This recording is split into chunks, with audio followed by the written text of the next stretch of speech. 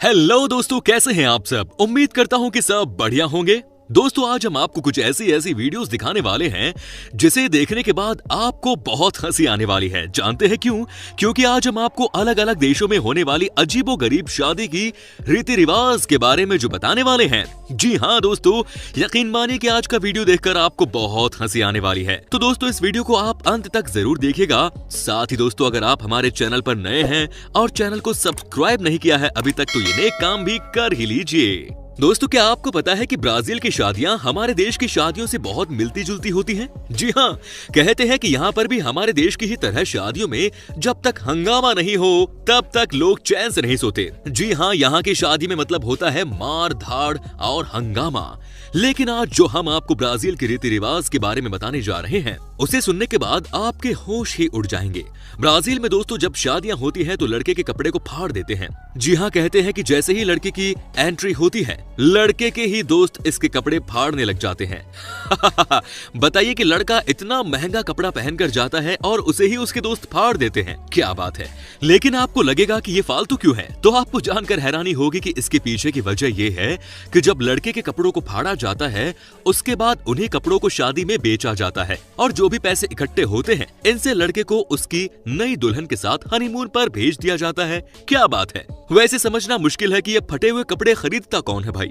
अगर इसी तरह से इनकम आती रही तो समझिए कि मैं तो कई बार शादी कर लूं। दोस्तों, अब आपको दिखाते हैं एक और ऐसे देश की तस्वीर जहां के बारे में कहा जाता है कि ये कंट्री सबसे अजीब है। जी हाँ दोस्तों, जब हमारे देश में शादी होती है तो यहाँ रौनक होती है, मौज मस्ती होती है। यहाँ पर लड़के अपने लिए कोई लड़की भी ढूंढ लेते हैं। लेकिन दोस्तों, अब हम जो आपको कहानी बताने जा रहे हैं वो है ग्रीक देश की। आपको बता दें कि इस देश में होता यूं है कि लड़की अपने जूते के नीचे शादी के दिन अपने कुंवारी दोस्तों का नाम लिखती है। जी हाँ, उसके बाद उसी जूते को पहनकर दिन भर इधर से उधर टहलती है और उसके बाद दोस्तों रात में ये चेक किया जाता है कि जूतों में किस किस का नाम अभी भी दिख रहा है और किस किस का नाम मिट गया है। तो ये है यहाँ की मान्यता। जिन लड़कियों का नाम मिट जाता है उनके बारे में कहा जाता है कि उनकी शादी बहुत जल्द होने वाली है। वहीं दोस्तों जिनका नाम जूते में होता है उनके बारे में कहा जाता है कि अभी शादी होने में समय लगेगा। क्या बात है। अब आप ही बताइए कि ये किस तरह की बात है। हर देश के लोगों की अपनी अपनी सोच होती है। कुछ देश में तो न जाने शादी के नाम पर लोग क्या क्या कर जाते हैं। दोस्तों, जैसे कि आपको पता है कि हमारी पूरी टीम जो है वो लगातार आपके लिए मेहनत कर रही है। उम्मीद करता हूँ कि आपको ये वीडियो पसंद आया होगा। दोस्तों, कम से कम आप 30,000 लाइक इस वीडियो को दे ही सकते हैं। दोस्तों, ऐसा नहीं है कि शादी के नाम पर हमारे देश में कोई नाटक नहीं होता। आपको भी पता है कि हमारे देश में भी खूब ऐसी चीजें हैं जो कि किसी को भी चौंका सकती है। जी हाँ, हमारे देश में मांगलिक का खेल बहुत पुराना है। जी हाँ, कहते हैं कि यहाँ पर जब लड़का और लड़की दोनों ही शादी से पहले मांगलिक होते हैं तो मामला खराब हो जाता है। दोस्तों, जानते हैं ना इस कंडीशन में क्या किया जाता है? लड़कियों की शादी जो है किसी जानवर से पहले कर दी जाती है। जी हाँ, ये हिंदुस्तान में ही हो सकता है।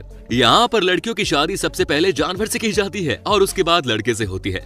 आपको बता दें कि ऐसा इसलिए होता है क्योंकि दोस्तों हमारे देश में मान्यता है कि अगर लड़की और लड़का दोनों मांगलिक है तो समझिए कि शादी में लफड़ा हो सकता है। इसीलिए अगर लड़के की शादी पहले कुत्ते से कर दी जाती है या किसी भी चीज से कर दी जाती है ताकि जो बुरा प्रभाव है वो सब के सब जानवर के ऊपर लग जाए और बाद में जो रियल पति जी होते हैं उनके साथ कोई दिक्कत ना हो। क्या बात है।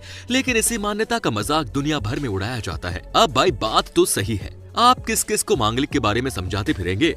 दोस्तों, अब हम आपको बताते हैं कि इटली देश में शादी के नाम पर क्या क्या होता है। जी हाँ, आपको बता दें कि जैसे हमारे देश में बारातियों के स्वागत करने के लिए लाखों रुपए खर्च किए जाते हैं, वैसा इटली में कोई कॉन्सेप्ट नहीं है। जी हाँ, इस देश के लोगों का मानना है कि बाराती में किसी भी लड़की वाले का बिना मतलब पैसे खर्च करना ठीक नहीं है। जी हाँ, यहाँ के लोगों की सोच ही अलग है। इसीलिए दोस्तों आपको जानकर हैरानी होगी कि इस देश में बारातियों को सिर्फ 5 बादाम खिलाकर स्वागत किया जाता है। जी हाँ, सिर्फ 5 बादाम खिलाया जाता है और उसके बाद शादी खत्म होते होते सब अपने घर चले जाते हैं। साथ ही दोस्तों आपको बता दें कि इटली देश में मंगलवार को और शुक्रवार को शादी नहीं होती। इस दिन माना जाता है कि शादी करना पाप है। बाय द वे, इस दिन शादी वाले कपल अपना पहला हनीमून ट्रिप करने के लिए भी नहीं निकलते। क्या बात है। अब इन्हें क्या ही कहा जाएगा। दूल्हा दुल्हन को किया जाता है परेशान। ये रिवाज है फ्रांस का, जहां नए जोड़े के दोस्त रिश्तेदार आकर रात में उनके कमरे और घर के बाहर आवाज निकालना शुरू कर देते हैं। वो गाना बजाना करते हैं। उसके साथ ही साथ वहां पर जोर जोर से ड्रम भी बजाए जाते हैं। नए दूल्हा दुल्हन को घर से बाहर आकर इन्हें खाना पीना और कई मामलों में पैसे भी देने पड़ते हैं। इतना ही नहीं, कई बार तो अगर दूल्हा दुल्हन अगर इन आगंतुकों को इग्नोर करे तो कई बार ये लोग घर में घुसकर दूल्हे को उठाकर भी ले जाते हैं। अब हुआ ना ये अजीब रिवाज। दोस्तों, अब हम आपको बताते हैं एक और ऐसी कहानी जो कि है हमारे देश की ही। जी हाँ दोस्तों, शादी में आमतौर पर दूल्हा बारात लेकर दुल्हन के घर आता है। ढेर सारी रस्में निभाई जाती हैं और ऐसे शादी संपन्न होती है। लेकिन गुजरात के आदिवासी बाहुल्य गांव की शादियों में दूल्हा नहीं होता। गुजरात के छोटा उदयपुर जिले में बिना किसी विरोध के बड़े ही धूमधाम से दुल्हन की शादी लड़के से नहीं लड़की से की जाती है।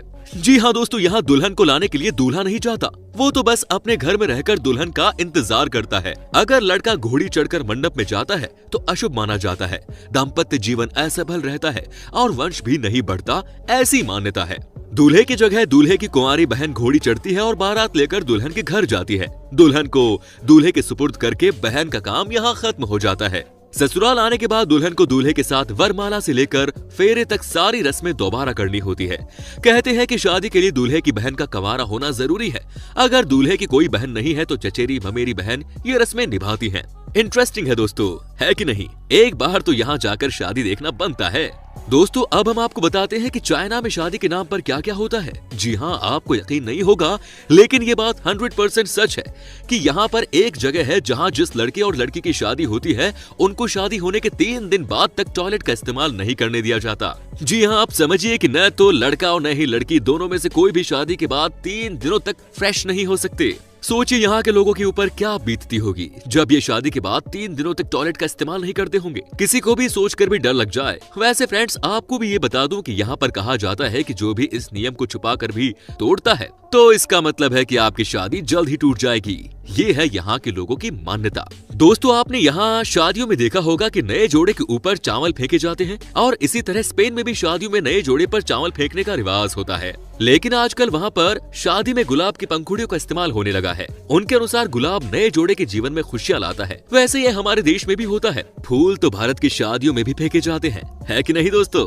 अब है कि जितनी मोटी दुल्हन उतना अच्छा। मॉरिटानिया में ये रिवाज है कि जितनी मोटी लड़की है